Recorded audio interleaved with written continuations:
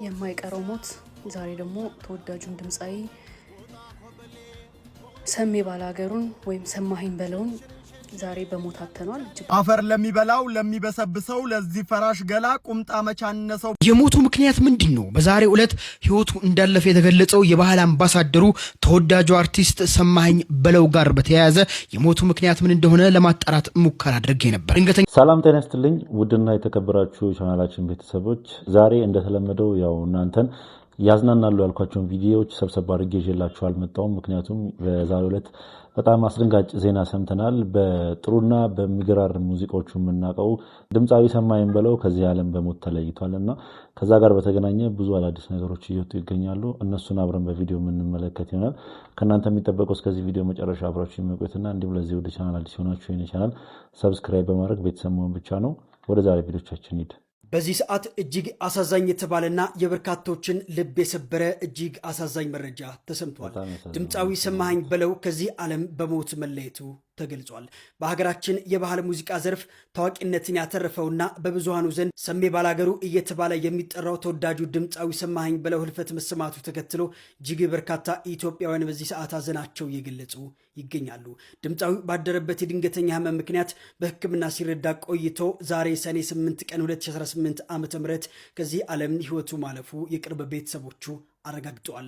ለድምጻዊው ነፍስ ይማር፣ እንዲሁም ደግሞ ለአድናቂዎቹና ለቤተሰቦቹ ፈጣሪ መጽናናትን ይስጥልን። እንግዲህ ይህንን መረጃ ስሰማ በጣም ደንግጬ፣ ያው አንዳንድ የሶሻል ሚዲያ ላይ እንደዚህ አይነት ነገሮች በጣም ይሰራጫሉ። ሰው ሳይሞት ሞተ፣ ሰው ደግሞ የሆነ ነገር ሳይሆን የሆነ ነገር ሆነ እያሉ ያው ለብር ለመሸቀል ብሎ ብዙ ነገሮችን ያደርጋሉና ይህን መረጃ ስሰማ ያው ከአንድ መረጃ ብቻ አይደለም የሰማሁት ማለት ነውና ደንግጬ ሁላ በጣም ብዙ ኢንፎርሜሽኖችን ነበር የሰበሰብኩት። ምክንያቱም ወደ እናንተ ለማቅረብ ግዴታ መረጃውን ማጣራት ስላለብኝ ማለት ነውና ሌሎችም መረጃዎች እንደሚያሳዩት ከሆነ ይህ ነገር እውነት እንደሆነ ነው። እጅግ በጣም ያሳዝናል። ሰሜ ባላገሩ ሰማኸኝ በለው ከዚህ ዓለም በሞት መለየቱን በዚህ ሰዓት የወጡ መረጃዎች እያሳዩ ይገኛሉ። ሰማኸኝ በለው በባህላዊ ዘፈኖቹ ሁላችንም የምንወደው የምናደንቀው ሰው ነበር። በሕክምና ሲረዳ ቆይቶ በዛሬው ዕለት ህይወቱ አልፏል ተብሏል። እጅግ በጣም ያሳዝናል። ለአድናቂዎቹ፣ ለወዳጆቹ፣ ለቤተሰቦቹ እንደዚሁም ለመላው ኢትዮጵያውያን መጽናናትን እመኛለሁ። እንግዲህ በቪዲዮ ላይ እንደተመለከታችሁት ሁለት የመረጃ ምንጮች ይህን ጉዳይ አረጋግጠውታል ማለት ነውና ብዙ ሰዎች ደንግጠው በጣም ብዙ አይነት ቪዲዮዎች እየሰሩ ይገኛሉ። ሲቀጥል ሰሞነኛ ሁኔታው ራሱ በጣም አሳሳቢ እንደነበረ ከዶክተሮች ዘንድ የተወራ መልእክት ነበረ። ከራሱም አንደበት ኪሎ የመቀነስ ፕሮግራም ይዞ እየሰራ እንደነበረ የሚያሳይ ቪዲዮ አለ። እስኪ እሱን ቪዲዮ እንመልከተው። ዛሬም የኪሎ ለውጥ አለ። እንግዲህ በ7 ሳምንት ህክምና 10 ኪሎ ቀንሻለሁኝ። እረቱ እንደቀጠለ ነው። ድምጻዊ ሰማኸኝ በለው ሰሜ ባላገር ህክምናውን እያከታተልኩ ነው። እጅግ በጣም አመሰግናለሁኝ። ጉሉ ኢትዮ ቱርኪ በጣም ወዳቸዋለሁ፣ አከብራቸዋለሁ። ተመልካቾቼ ጥረቴን አበረታቱኝ፣ ወዳችሁ።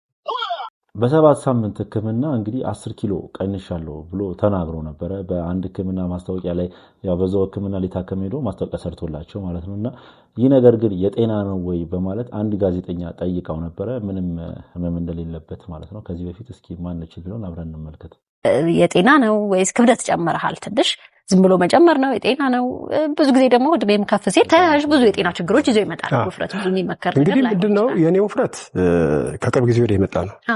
ምንድነው የሆነው? በእናቴ ወገን በአያቴ ባሳደገችኝ በአያቴ በጣም ወፍራሞች ናቸው። ወፍራም ነን። የዘር አለ፣ እሱ ሆርሞን አለ። ከሱ ውጪ ግን የራሴም ስንፍና አለ። ስንፍና በቃ የኔ የራሴ ስንፍና፣ አካላዊ እንቅስቃሴ አለማድረግ፣ እረፍት ማብዛት፣ አለመንቀሳቀስ፣ በቃ ስራ ሲኖር ብቻ ነው። እኔ ከዛ ውጪ ጓደኞቼ ጋር ቁጭ ብዬ መጫወት፣ መሳቅ ምናምን ነው አለኝ። ብዙ ማህበራዊ ጉዳይ አለኝ የምገናኝበት። የመኖሪያ ዓለም ማህበረተኞች አሉኝ። እዚህ ደግሞ የዛሬ 33 ዓመት ጓደኛ አለኝ አብሮኛ የሚኖር ማለት የሚጠይቀኝ እየመጣ ኃይለጊስ ይባላል። እሱ ጋር እንገናኛለን እና በቃ ከጓደኞቼ ጋር መጫወት፣ ስራ ከሌለ መጫወት ነው የምወደው እኔ። በቃ ሳቅ፣ ጨዋታ፣ ቁጭ ብሎ እንቅስቃሴ ስንፍና ነው። የራሴ ስንፍና ነው ያወፈረኝ። ሌላ ምን?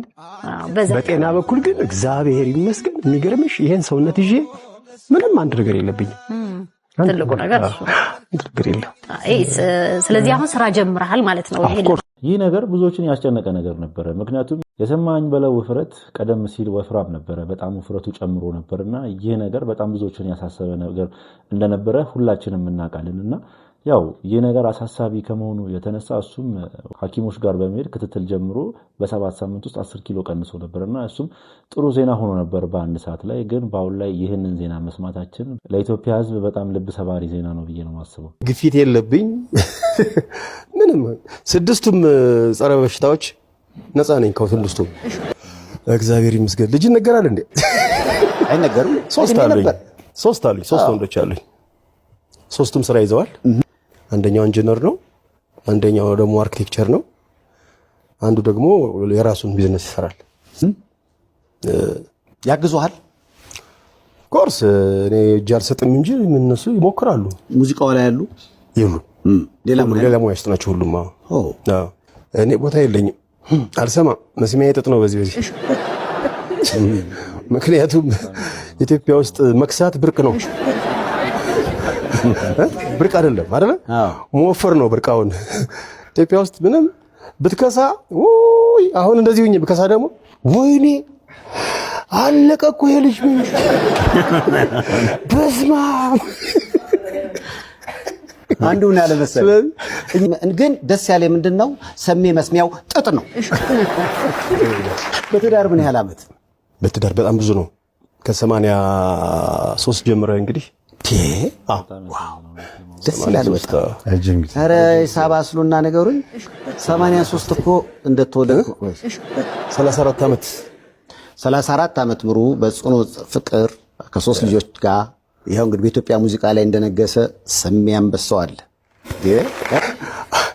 የልጆቼ ቁጥር እኮ ነገርኩ 3 ነው ይያለ። አልበም 7 ሰርቻለሁ። ነጠላ ዜማ ደግሞ ከ20 በላይ ነው። ጂም ሞከርክ? አይ እኔ ጂም ኑሮ የራሱ ጂም አይደል? ከመስራት ምንም ያገደ ነገር የለም። አዎ ሰራለሁ፣ እግዚአብሔር ይመስገን። ግን ወደፊት ለመቀነስ ሐሳብ አለ? ትንሽ ቢጨምር ደስ ይለኛል። ወደኸው ነው?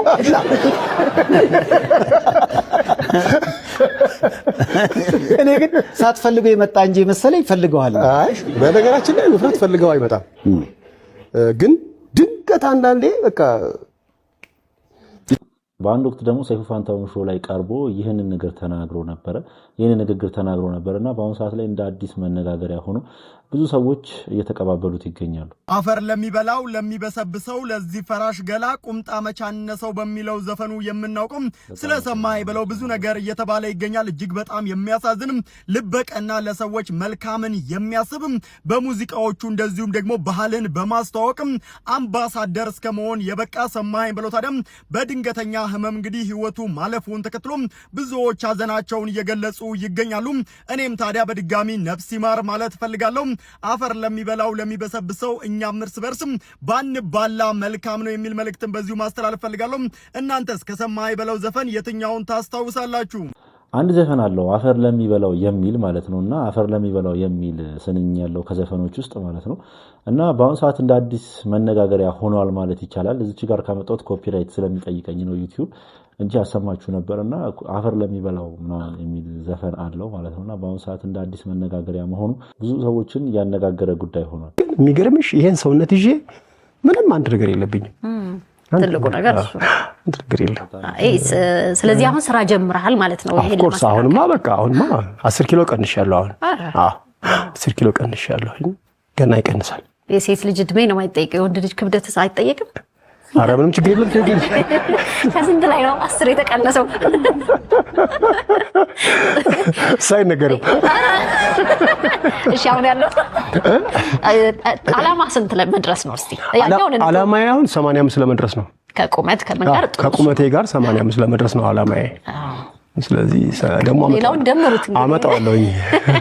ይመጣል። አይ የተሰራበት ዛለ መድረስ ነው ስለሆነ ይመጣል። በአንድ ወቅት ሰማኸኝ በለው ይህንን ንግግር ያው እንደተመለከታችሁት አባይ ቲቪ ላይ ቀርቦ ተናግሮ ነበረ። በጣም ብዙ ኢንተርቪዎችን ካደረጉ አርቲስቶች ወይ ደግሞ ድምፃዊያኖች መካከል አንዱ ሰማኸኝ በለው ነው። ምክንያቱም አንጋፋና ከድሮ ጀምሮ ብዙ ስራዎችን ሲሰራ የመጣ ትልቅ ድምፃዊ ስለሆነ ማለት ነውና ይህ ንግግሩ በአሁን ሰዓት በጣም መነጋገሪያ ሆኗል። እናም ለወዳጅ ዘመዶቹ ለመላው የሰማኸኝ በለው አድናቂዎችና አፍቃሪዎች መጽናናትን እንመኛለን። ነፍሱን በአጸደ ገነት ያኑርልን። ለማንኛውም ውድ ቤተሰቦቼ የዛሬ ቪዲዮቻችን እነኝህን ይመስሉ ነበረ። ቪዲዮቻችን እንደተመቻችሁ ጥርጥር የለኝም። ቪዲዮ ከተመቻችሁ ላይክ፣ ሼር፣ ሰብስክራይብ በማድረግ ቤተሰብ ይሁኑ። በቀጣይ ቪዲዮ እስክንገናኝ ድረስ ሰላም ቆዩልኝ።